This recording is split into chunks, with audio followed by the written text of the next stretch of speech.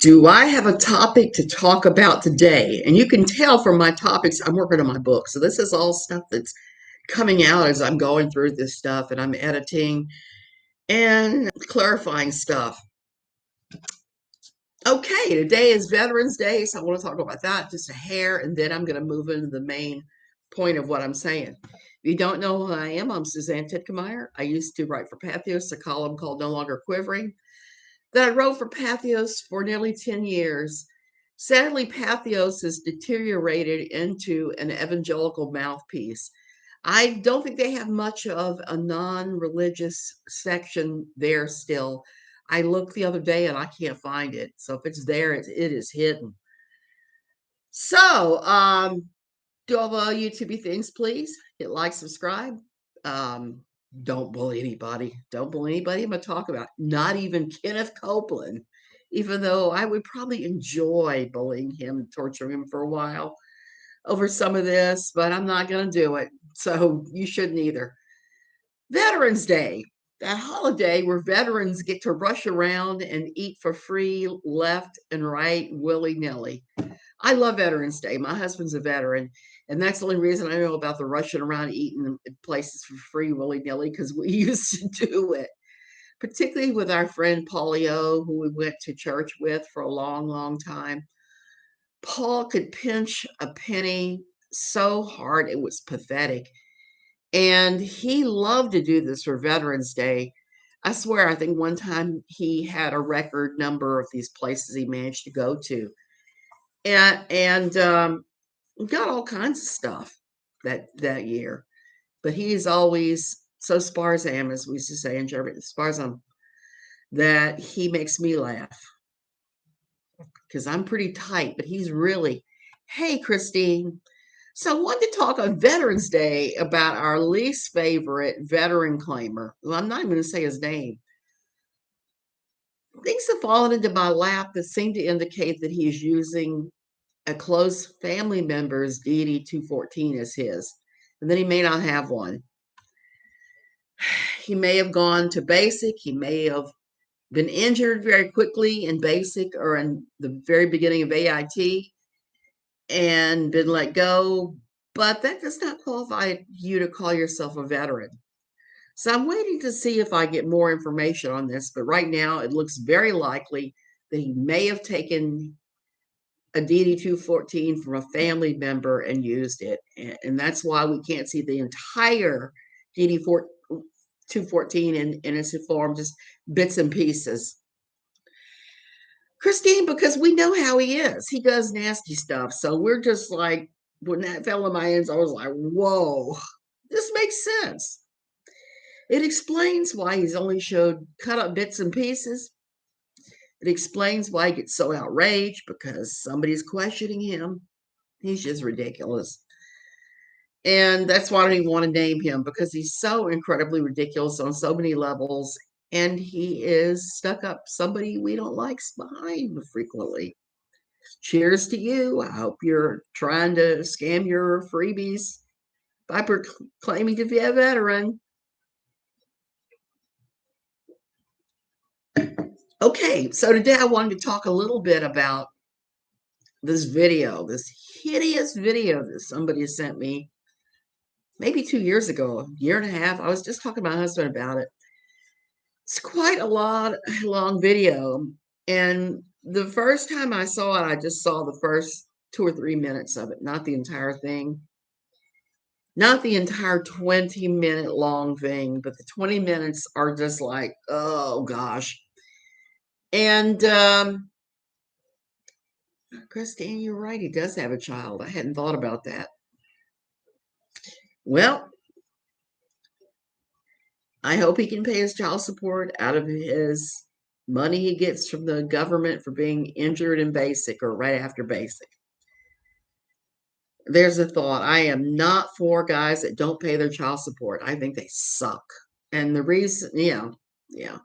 I never collected a dime in child support in all the years that I was a single mother and married. And this was back in the bad old days where it was really hard to collect anything. And I finally just gave up because I was advised by a military lawyer to do so because He was trying to make noise to prevent me from bringing my daughter over to Europe away from him. And when he took me to court, the court said, "Are you current with your child support payments?" And he hemmed and hawed. And I was like, "No, he's never paid one." So it's kind of like, "We're severing your parental rights. Mrs. Stickemeyer can bring her daughter wherever she wants." And that was that. So sometimes there's a benefit to that not paying child support. I never thought there would be until I ran up against that. Any way, the Kenneth Hagin video, and I don't hold anything so much against Hagin because he's not jumping around bragging about SHIT. Unlike a lot of these guys are very braggadocious. Kenneth Copeland is another one I spent the morning watching because he is equally ridiculous, and I've seen him hanging out with Kenneth Hagin, the two Kenneths. Kenneth Copeland was bragging on one video I was watching this morning. I was laughing so hard. Those these guys at What the F Bra that do these videos where they do like remixes of these pastors and some of them, and they've done Kenneth Copeland. They're the ones behind COVID-19, COVID-19. I blow you away with the wind of God. They did that video, and I saw a couple others today. They did one of them, which really made me laugh. It was called "Confess That Meth." Confess that meth. You confess that meth, and it was Copeland saying ridiculous things. And one of the ridiculous things he was talking about was about how the devil hates it when preachers are rich. Then he starts talking about his airplane, airplane, airplane, airplane, his Gulfstream. All I'm going to say is if you're a minister and your big flex is bragging about your Gulfstream jet, you kind of suck on every level. It doesn't say anything in the words of Jesus about being proud about your material possessions. It actually warns about being held slave to your material possessions. And it, as usual, gets everything backwards, backwards, as my father used to say. And I'm amazed sometimes with these guys, some of the stuff they come up with. And I usually don't check in with them unless I absolutely had the need to. I used to regularly with NLQ because I was writing about this. Now that I'm trying to finish up my book, I'm checking in with these guys and writing about and fine-tuning my writing about them. Because Copeland is one of the worst. Even though the video I was looking at about all of this was from Kenneth Hagin, not Kenneth Copeland. But Kenneth Copeland is just as guilty. It was from a conference it was given. I don't even know when the conference was, except that I have to say, I think it was in the mid to late 90s from looking at the way everybody's dressed. And in the days when they did videotape, not digital. So late 90s, early 90s, mid 90s would fit very well. And there's no music being played. There's just Kenneth Hagin being not carted around, but escorted by two bodyguards who were hanging onto his elbows. He was going around going, pew, pew, pew. And people were losing it. They were just falling down, slain in the spirit. The screen cap I took from that video, which is the beginning of this video, which is the reminder, shows somebody climbing to the very top of the pulpit and jumping off into the fake bushes. And I was just like, And the thing is, I experienced this in that time frame. I experienced this slain in the spirit, speaking in tongues, dancing. One lady is dancing like this, like she's milking a cow and jumping up and down, or doing this, whirly birding, just a silly stomp. I used to call it the Watusi, the worship Watusi. So you see a lot of people doing that. And like I said, shamefully enough, I have done that. Now, I've never actually been slain in the spirit. And my husband and I were talking, and we came up with the same thing I was talking about in my book about these sort of things. Are they real? I think probably not. And I'm going to explain that. Do I think God could come down and make you do the world's worst white person dance? Well, yeah. God is God of the universe, and he can do what he pleases. And as it says in the Bible, his ways are not our ways. Our ways suck. Cody Brown from Sister Wives does a crazy dance. Does he? That's what I mean by white guys can't dance, because these are not the kind of guys that you would ever see out on the dance floor, given their suits and things, and they're doing their dance. Like I said, I've lived through this so many times in my old church, and I've been many places where they pushed me down instead of waiting for somebody to be slain in the spirit and fall down. They just push you down all the way and try to say, hallelujah, you were slain in the spirit. Well, not quite. I think what happens with these things is it's kind of like a mass group hysteria. You go to these conferences in a state of agitation to begin with, and you're very susceptible. You have an attitude of expectation. You expect gold, jewels, and feathers to fall from the sky.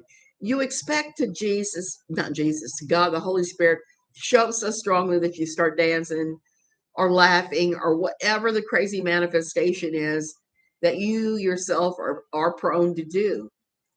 And I think when you have those kinds of expectations and you go to these things and you see people engaging in this, you see them doing the silly stomp, doing the worship Watusi. When you see that, it makes it even easier to enter into that and do that, because you want to feel whatever it is everybody else is feeling, that you think everybody else is feeling. You want part of that. You want to feel like God is touching you, number one. Number two, you don't want to stand out in the crowd. You want to be able to say you have the same thing going on, that um, God is touching you, and you don't want to admit to your unbelief. You're not like the guy, I can't remember where it is in the Bible, but it said, I believe in God, help me with my unbelief. You don't want to be that guy, because the modern evangelical movement doesn't allow for questioning. It doesn't allow for doubts. It doesn't allow for anything that is not belief. And if you believe these things are going to happen, if you believe they're happening to everybody around you, but they're not happening to you, you're going to do that stuff.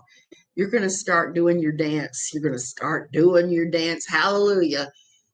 And you're going to tell yourself, well, if I do it, I'll feel it.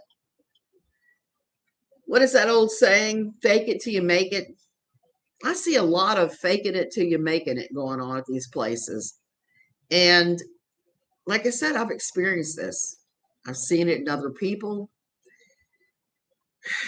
And while it is fun, and I'm going to throw that out there, it is so much fun. It's fun to do these things because you're having a blast. You're dancing. Your endorphins are going nuts. You're just like, yes, I'm blissed out. But the sad truth is it's not real. It's just something people are manufacturing to make themselves feel better about everything they're going through in their lifetime. And that's really the sad thing about it all.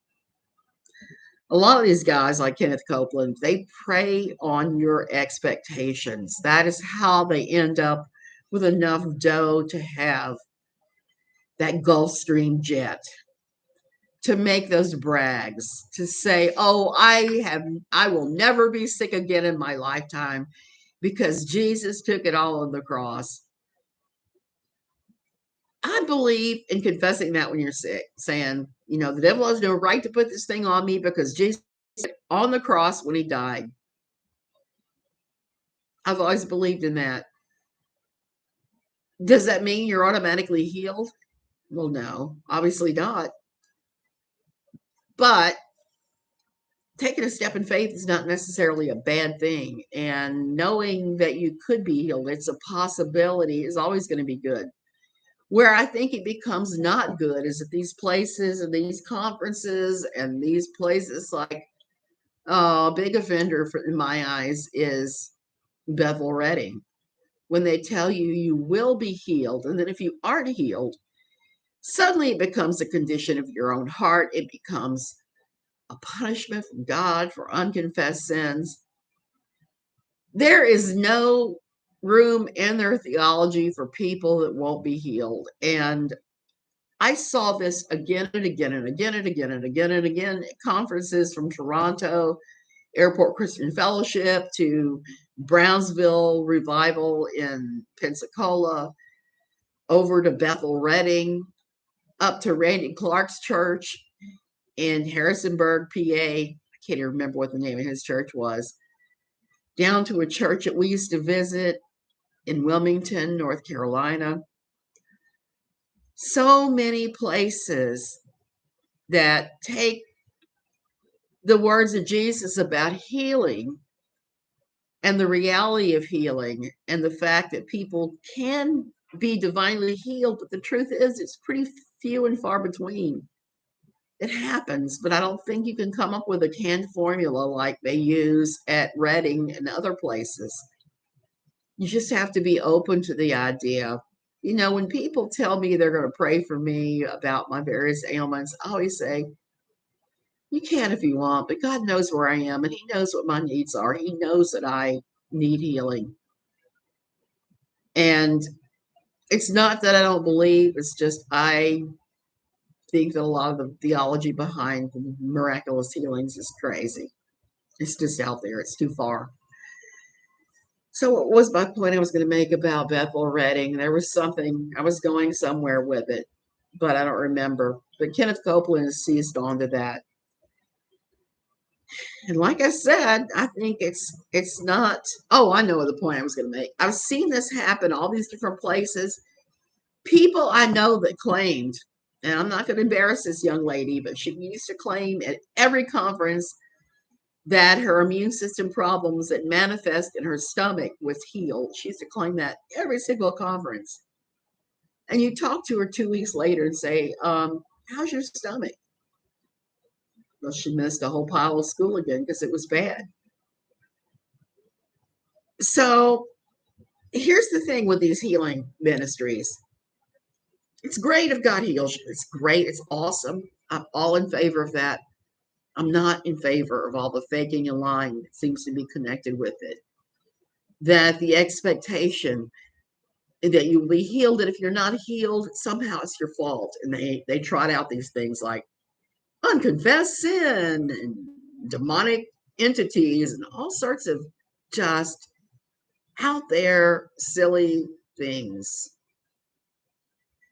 We live in a broken, imperfect world that makes us think that we have the formula to magically heal everybody. What makes us think that we're even worthy to grab the edge of Jesus's garment? Because we're really not. But God is such a gentleman that He allows us, hey, nitwit, some mercy, mercy, mercy. And that's one thing that bothers me tremendously about the evangelical church. There's no mercy for anybody struggling with a chronic ailment. It's all get healed or it's demons. It's all that. There's a whole lot of middle ground out there that they are skipping. And when you have conferences like the one on my screen cap at the beginning of this, with the expectation that all this crap is going to happen, and it doesn't. What happens is a bunch of play acting, a bunch of people doing their silly stomps and hoping against hope that Christ heals them, and them feeling like they're less than, feeling like they're not as spiritual as everybody else around them.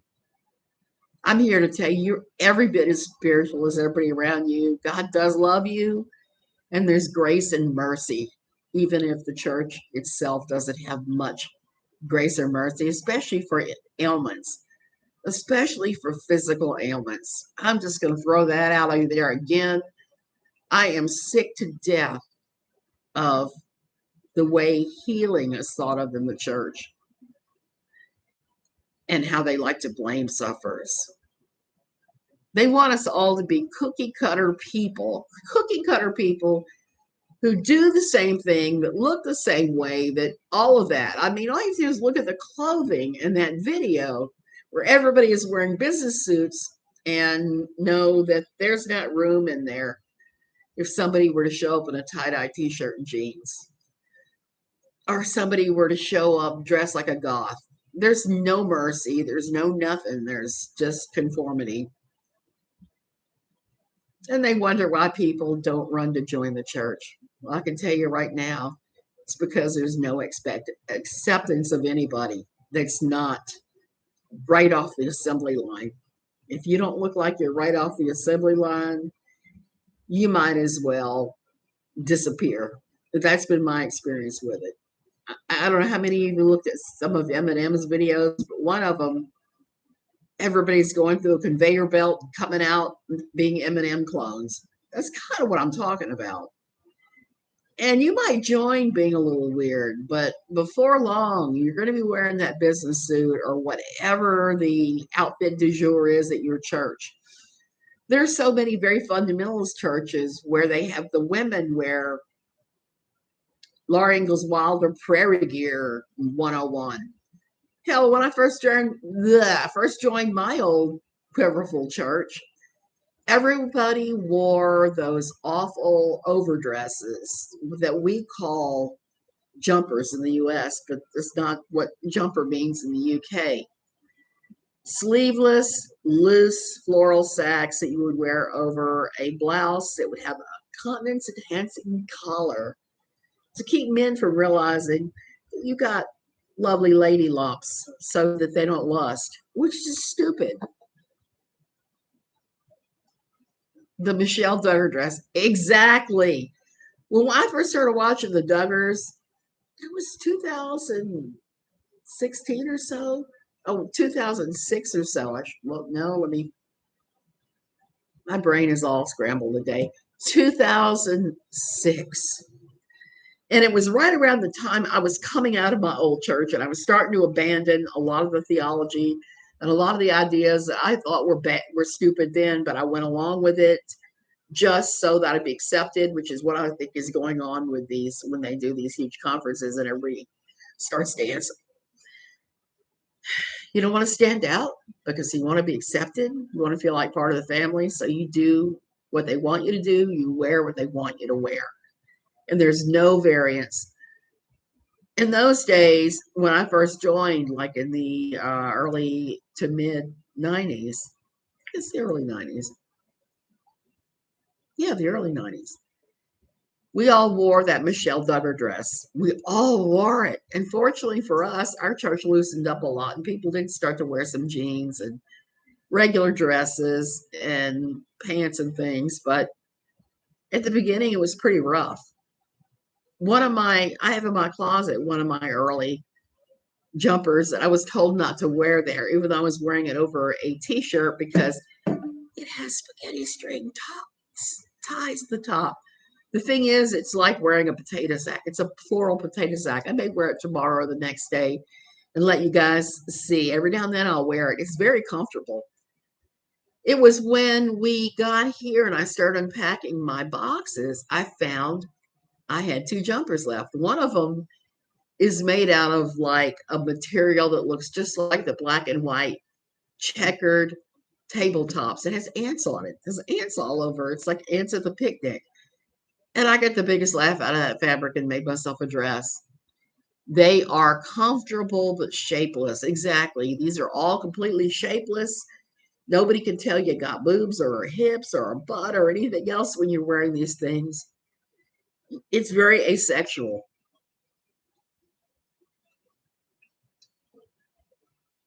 Even the dresses on The Handmaid's Tale had more shape. What we wore was more shapeless, like what you would see the Marthas wear. But not what the handmaids wore or the wives wore, which made me think that there were some things that they got wrong on that. Because I think if that was the kind of world they were putting in place, those red dresses would be a lot less form-fitting, and the same with the blue dresses of the wives. I guess what we used to call a tent dress. Exactly, Christine, a tent dress. And as you can see, I wear a whole lot of beach dresses, a whole lot of them. And they are nowhere near as shapeless as those awful jumpers were. Thank goodness. Remember those classmates in junior high called me penguin. Yep. So many of those. We had some really ugly clothes back in the 90s, even before that or after that with regular clothing. Even though I gotta say, I miss my Cruella de Vil suit. I used to have this red suit that had what looked like Dalmatian fur cuffs and collar that I used to wear sometimes. It's kind of goofy and out there and very ultra, but I liked it. It was a little wild. I'd get called on the carpet every now and then over my Cruella de Vil suit from church because some of the things that we got called on the carpet for wearing were pretty crazy. I once got called on the carpet for being on worship team with a pair of jeans on. I'd come to church that morning in jeans because I wasn't really feeling really well, and I decided I would dress down. I got there, and worship team leader Lana grabbed me and said, come on, so-and-so called in sick and so-and-so called in sick. I need you to come up here and sing. So I'm on the platform singing in jeans, which is a huge no-no. But it got me in a lot of trouble. As you'll hear in my book, I used to routinely get in trouble on worship team for one thing and one thing alone. Every Sunday, the pastor would come sidling up and say, hey, Suzanne, we got a complaint. I said, what? I'm wearing a loose navy blue skirt. I'm wearing a loose yellow and white button up. It doesn't gap. There's nothing showing. My underwear is not showing. And I have like a very bright yellow sweater over it. It always boiled down to one thing. There was somebody that kept reporting me every week for immodesty. Why? Because of my boobs. My boobs. Fortunately, I'm fat now and my boobs have dropped and they're not like they used to be. But when I was a lot thinner and a lot younger and they were perkier and there was more of a contrast, I used to constantly be in trouble for it.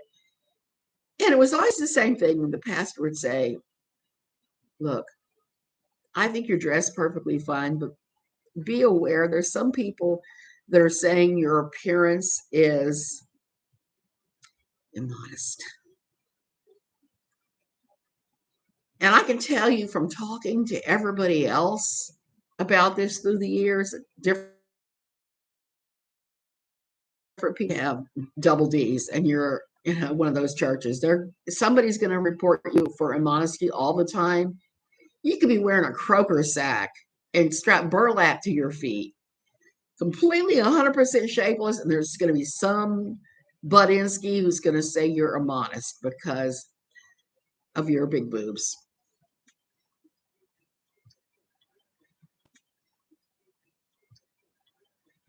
I'm surprised they didn't want you to bind them. Well, I was told at one point to wear a bra that was minimizing. Everyone is after a woman's appearance. I don't know. And it was another woman that was complaining about this. I found out later. It was one person who was quite jealous that I had some problems with her. She came to my house one time because every quarter one of us would host a worship team fellowship. She came to my house one day, and I didn't have a fancy house. My house was pretty average, I'm going to say. Average 3-bedroom Cape Cod house. Wedgwood blue. I thought it was beautiful, but in reality, it was like a million others out there. She came over to my house one time and came flying out of the bathroom with a roll of toilet paper in her hand and started to berate me. What was my sin? I used I wasted my money on fancy toilet paper because I had Charmin in the house. Charmin, because I didn't fancy losing skin off my various parts to the Dollar Tree brand toilet paper. So she was flipping out about that. And I finally figured out there was nothing that I was ever going to be able to do that was ever going to make this woman, Velma, happy. Nothing was ever going to make her happy. She hated me. I don't know why. It was just one of those things when you meet those people that you immediately just do not mesh with. I think a lot of it was jealousy. And my husband made me think about that recently because he said, poor Velma wasn't a good looking woman. I'm like, I thought she looked fine. I thought she dressed perfectly fine. I don't know what you're talking about, but I started thinking about it. And I think that Velma was just one of these people who was unhappy because of her circumstances. She had to work full time because her husband had a bad back. He got disability and he had his own company where he was mowing grass. I don't know how you get SSDI and mow grass for disability, but he was doing it. And she had to work full time at the school. So she was always just complaining and griping about everything. And I knocked heads with her early on. And after that, it became her mission to police me in every way, shape, or form. And it was really funny sometimes, some of the stuff that she'd say. And I was like, oh, God, Velma, let it go, But she did have too much time on her hands. And the sad thing is, we knew that anytime they would host the worship team thing, the fellowship at Velma's house, we knew we had to do it only in fall or spring. Winter and summer in Virginia was far too hot or far too cold. Johnny Boy and Velma lived in a mobile home, which there's nothing wrong with that. I told my friend the other day I'm arguing with to downsize because she was complaining about their apartment and said, move into a mobile home. I said, I ain't too proud to live in one. I'll live in one. I live in a lot of things. Heck, I lived for 3 months in a room made out of plastic panels in somebody's garage when we first got to Costa Rica. I'm not too proud. But apparently, Velma was jealous of anybody with a home. She was jealous of just all kinds of things. So she's one of those people you just knew was super negative all the time. Yeah, I've grown enough that if somebody feels comfortable criticizing my appearance, I'm comfortable telling them to F off. Nitwit, you were exactly right about that. And that's one thing to do with the whole Katie Joy thing, that everybody is always constantly criticizing her appearance. And I hate to do that. I really do.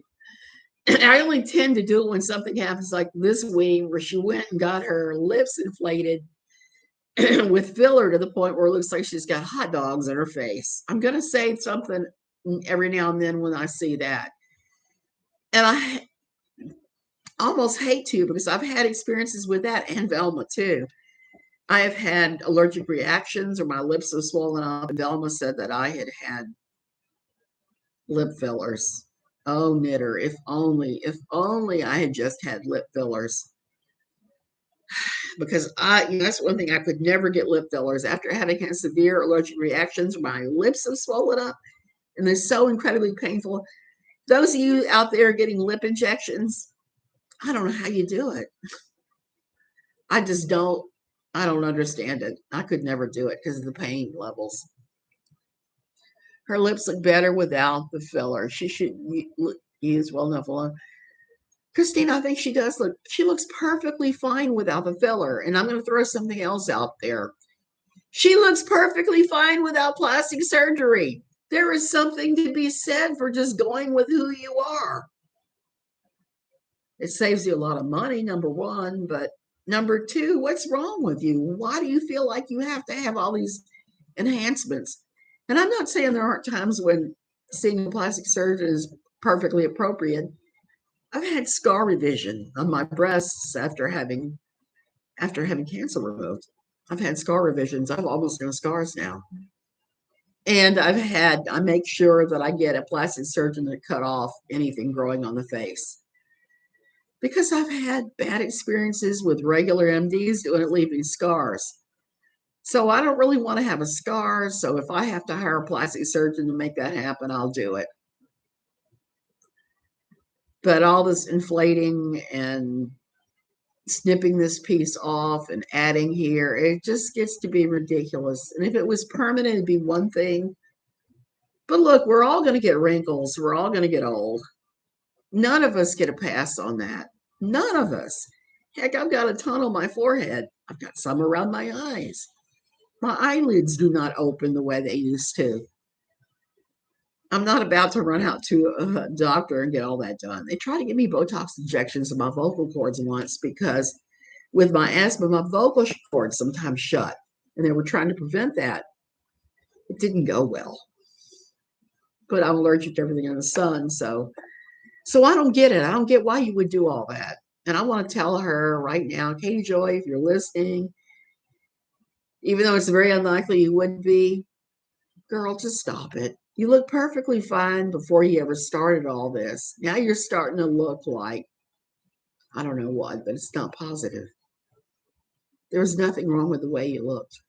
There's nothing wrong with your natural lips. Even the chin thing that keeps wiggling around. You know, there would be no harm in you having your natural chin line. But that's just me. At 62, it is what it is. I never get any kind of plastic surgery. Christine, that's how I feel about it. I'm 62. I am what I am. The things that sag are going to sag. The things that are wrinkling are going to wrinkling. The places growing hair are going to grow hair. The places that have stopped growing hair are going to stop. So it is what it is. There's something to be said for accepting your age and aging gracefully. I'm a big fan of that, even though I know that's something my Fundy Town church used to push tremendously. We're the same age we are. We're exactly the same age, Christine. Even though many times I don't feel any older than about 12. I still feel about the same as I did in my old Dottie Osmond worshiping days where I had pictures of the Osmond brothers on every wall in my bedroom. Oh, good times. Okay, I'm going to go ahead and go. I've been ranting long enough about this stupidity. I didn't mean to go off into this anti-plastic surgery rant, but here we are. And I tend to do that. I tend to go all over the place. So enjoy your Veterans Day. If you or your husband is a veteran, may I thank you for your service. Go out there and have a free Grand Slam or eat for free at Golden Corral or any number of places that are offering things. Have a great day. Love you guys.